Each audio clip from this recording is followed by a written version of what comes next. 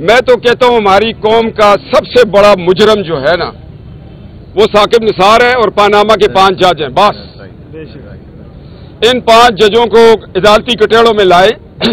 ان سے پوچھے کہ بھائی چلتا پھرتا پاکستان تھا, 60 روپے پہ پیٹرول مل رہا تھا, 105 پہ ڈالر تھا, سی پیک بن رہا تھا, اندھیرے چھٹ گئے تھے, بادشاہ بن رہا تھا, دیامبر بن رہا تھا, خوشحالی آ رہی تھی, پشاور سے لے کے ڈیرہ غازی خان تک موٹر وے بن رہی تھی, پشاور سے لے کے لنڈی کوتل سے لے کے تو کراچی تک موٹر وے بن رہی تھی, اس کے بعد کرک سے لے کر کالا باغ تک موٹر وے ڈیزائن میں تھی. تو یہ 5 ججوں نے جنرل باجوہ اور جنرل فیض حمید کی ماں پر کیوں غلط فیصلہ دیا؟ جنرل باجوہ نے اس لیے غلط فیصلہ دلوایا کہ نواز شریف تو مجھے ایکسٹینشن نہیں دے گا, عمران دے دے گا. اور فیض حمید نے الیکشن اس لیے چوری کیا, اس نے کہا باجوے کے بعد میں چیف آف آرمی اسٹاف بن جاؤں گا. یہ چھپا چھپائی کی گیم نے پاکستان کو ڈبو دیا. اور جب تک یہ 5 غدار ریاست, میں دوبارہ کہتا ہوں غدار ریاست ججوں کو سزا نہیں ہوگی تو یہ صوبہ پھر ہمارا 2200 ارب تک پہنچ جائے گا مقروض ہو کے. اور جی جرت ہے تو چلا دینا بھائی.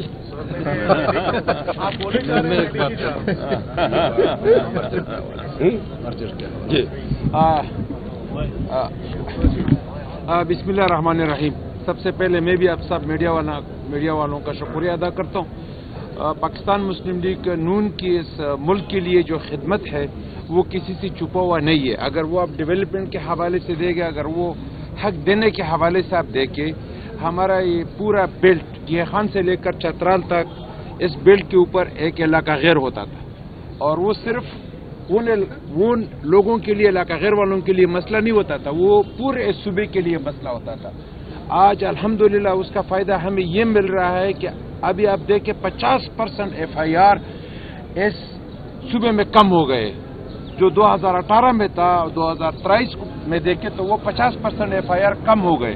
وہ کس کی حکومت میں ہوا ہے اور کس کی وجہ سے ہوا؟ یہ گورنر صاحب بیٹھا تھا اور الحمدللہ یہ پاکستان مسلم لیگ نون کی حکومت میں ہوا ہے, اور یہ احسان ہمارے اوپر خیبر پختونخوا کی قوموں کے اوپر, عوام کے اوپر پاکستان مسلم لیگ نون نے کیا ہے.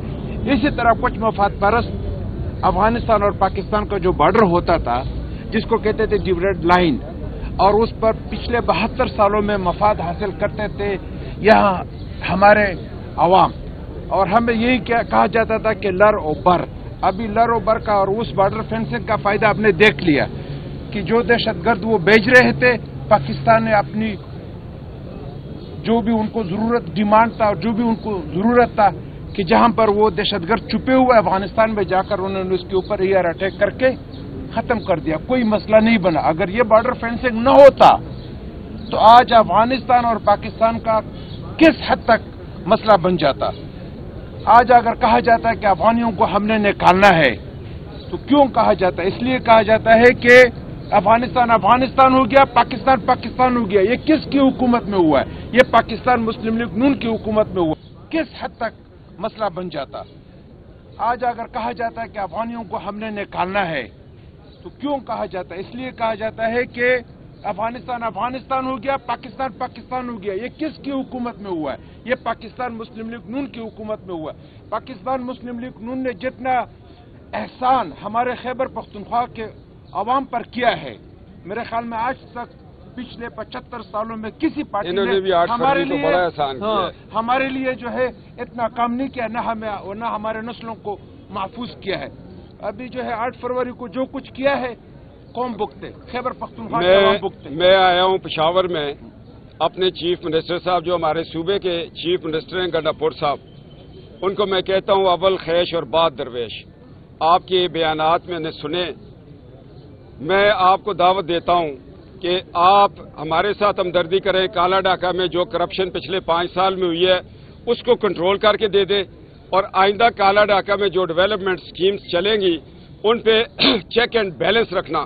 اور میں گنڈاپور صاحب آپ کو بتاؤں کہ آپ پہ پہلا عدم اعتماد جو آئے گا وہ اعظم سواتھی اینڈ کمپنی لے کے آئے گی. ہوشیار رہنا.